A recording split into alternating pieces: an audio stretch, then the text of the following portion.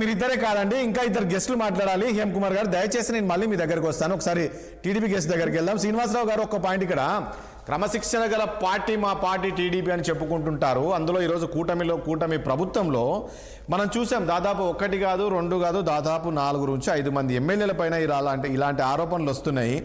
దీని ఏంటి చంద్రబాబు నాయుడు గారు దీన్ని ఎట్లా సీరియస్గా తీసుకోవట్లేదా ఏంటి? మనం చూసాం తిరువురు ఎమ్మెల్యేది ఒకటి మనం చూసాము, అదేవిధంగా కొలకపూడి శ్రీనివాస్ చూసాం, అదేవిధంగా ఈస్ట్ ఎమ్మెల్యేది మహమ్మద్ నజీర్ది ఆరోపణలు ఎదుర్కొన్న చూసాం, మరొకటి ఆముదాల వలస ఎమ్మెల్యే కూన రవిది మనము చూసాం, అదేవిధంగా సత్యవేడి ఎమ్మెల్యే లేటెస్ట్గా మళ్ళీ ఇప్పుడు శ్రీధర్ది. ఏంది ఎందుకు ఇలాంటి ఆరోపణలు వస్తున్నాయి, ఇలాంటి ఆరోపణలు ఎదుర్కొంటున్నారు ఎందుకు అంటే ఒక భయం లేకుండా పోతుందా ఏంటి? గతంలో మనం చూసాం వైఎస్ఆర్ ప్రభుత్వం ఉన్నప్పుడు, జగన్మోహన్ రెడ్డి ప్రభుత్వం ఉన్నప్పుడు ఒకరో ఇద్దరు వచ్చేస్తే వారిపైన కఠిన చర్యలు తీసుకున్నారు. ఇక్కడ ఎందుకు ఈ స్థాయిలో సీరియస్గా యాక్షన్ తీసుకోవట్లేదు వీళ్ళపైన? నెక్స్ట్ మళ్ళీ ఇలాంటి తప్పులు ఎవరైనా చేయాలంటే భయపడే స్థితికి రావాలి. ఆ రకంగా ఎందుకు చంద్రబాబు నాయుడు గారు నిర్ణయాలు తీసుకోవట్లేదు? రాజేష్ గారు, మీరు చెప్పింది చాలా బాగుంది. అట్లాగే మా ప్యానల్ సభ్యులందరూ కూడా నమస్కారాలు. మరి ఏదైతే మీరు ఈరోజు నిన్న జరిగినటువంటి శ్రీధర్ రెడ్డి గారి మరి ఆయన మీద ఈరోజు డిబేట్ పెట్టారు, ఒక తెలుగుదేశం పార్టీ ప్రస్తావన ఈరోజు పార్టీ స్థాపించి 43 సంవత్సరాలు అయింది.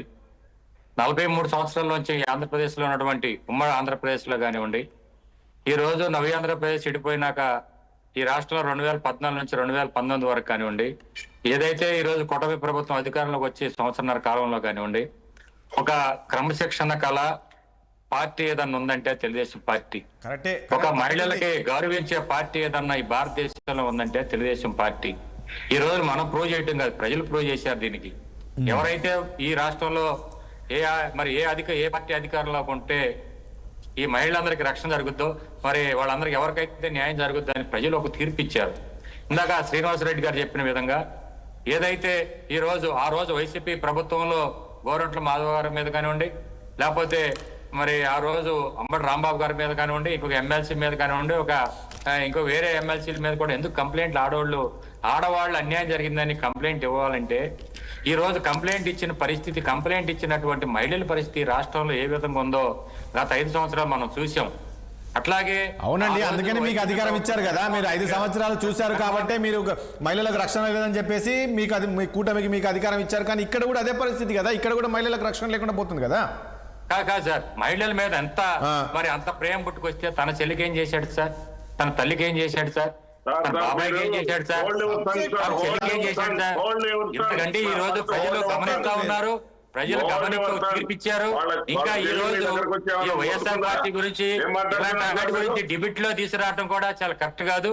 ఏదైతే తెలుగుదేశం పార్టీలో ఈ రోజు మహిళలు ఒక ఎమ్మెల్యే మీద వచ్చి కంప్లైంట్ ఇస్తున్నారంటే, లేకపోతే కంప్లైంట్ ఇస్తున్నారంటే ప్రజలకి మహిళలకి శ్రీనివాస్ రెడ్డి గారు దయచేసి మీరు మళ్ళీ మాట్లాడరు. శ్రీనివాస్ రెడ్డి గారు, వైఎస్ఆర్ కాంగ్రెస్ పార్టీ సంబంధించి మాదిరెడ్డి శ్రీనివాస్ రెడ్డి గారు, దయచేసి ప్లీజ్ మీరు మధ్యలో ఇంటరప్ట్ అవ్వకండి. మళ్ళీ నేను మీకు ఇస్తాను. మీరు వాళ్ళు చేసిన ఆరోపణలపైన మీరు మాట్లాడరు. దయచేసి మాట్లాడిద్దాం శ్రీనివాసరావు గారిని. ప్లీజ్ కంటిన్యూ అండి. శ్రీనివాసరావు మంత్రులు కానివ్వండి, ఎమ్మెల్యేలు కానివ్వండి, అధికారులు కూడా ఎక్కడైతే ఇలాంటి కంప్లైంట్లు వచ్చినాయో ఎవరిని ఉపేక్షించి ఊరుకోలేదు. తెలుగుదేశం పార్టీ ఎప్పుడు న్యాయం పక్కన ఉంటుంది, మహిళల పక్కన ఉంటుంది. దాంట్లో ఎటువంటి రాజీ లేకుండా ముందుకెళ్లే పార్టీ ఏకైక పార్టీ తెలుగుదేశం పార్టీ, నారా చంద్రబాబు నాయుడు గారు. ఈ రోజు నారా చంద్రబాబు నాయుడు గారు కుటుంబం మీద ఆ రోజు వల్లభనేని వంశీ, కొడాలి నాని, ఆ రోజా మాట్లాడిన వ్యక్తులను ఏం చేశాడండి జగన్మోహన్ రెడ్డి గారు? ఆయన అసెంబ్లీలోకి వచ్చి పక్కపక్క నవ్వుకున్నాడు. కానీ ఒక మహిళల మీద, ఈ రాష్ట్రంలో ఒక మహిళల మీద మాట్లాడుతుంటే ఎందుకని ఖండించారని నేను అడుగుతా ఉన్నాను. ఈ రోజు ఇప్పటికైనా ప్రజలు తీర్పిచ్చారు. ఇలాంటి డిబేట్లు, ఇలాంటి విషయాలు తీసుకురావడం కూడా బాధాకరమైన విషయం. ఈ మహిళలకి భద్రత కలిగించేది ఏకైక పార్టీ తెలుగుదేశం పార్టీ రాష్ట్రంలో. ఇప్పుడు ఒకటండి శ్రీనివాసరావు గారు, ఆ మహిళ మాట్లాడుతూ ఏం చెప్పిందంటే, ఆమె గత 2 నెలలుగా న్యాయం కోసము పోలీస్ స్టేషన్ చుట్టూ తిరిగారు, ఎస్పీ కార్యాలయానికి తిరిగారు. చివరిగా చంద్రబాబు నాయుడు గారు కూడా నేను వినతి పత్రం ఇచ్చుకున్నాను, కానీ న్యాయం జరగలేదంటుంది కదా. పవన్ కళ్యాణ్ గారు, మా కూటమి ప్రభుత్వ నాయకులు, అట్లాగాని ఈ రోజు గతంలో ఏదైతే వైసీపీ ప్రభుత్వంలో మహిళలందరూ కూడా ఆయన ఇంటి ముందు ఒక మహిళని నిర్బాధ్యంగా ఆ రోజు రేపు చేస్తే ఆ వ్యక్తులను ఏం చేశారు? ఎంతమందికి ఆ రోజు ఆడపిల్లల బాధితురాలకు న్యాయం చేశారో చెప్పాలని మేము కోరుతా ఉన్నాం. దయచేసి ఆడపిల్లలకు భద్రత, మహిళలకు భద్రత అంటే దాని care of address Telugu Desam party. Rajesh గారు, ఇలాంటి మరి రాబోయే కాలంలో కరెక్టే. మా ఎమ్మెల్యే అయినా మంత్రి అయినా నేనైనా సరే ఒక కార్యకర్తగా తప్పు చేశాడు అంటే మీరు చూస్తా ఉన్నారు.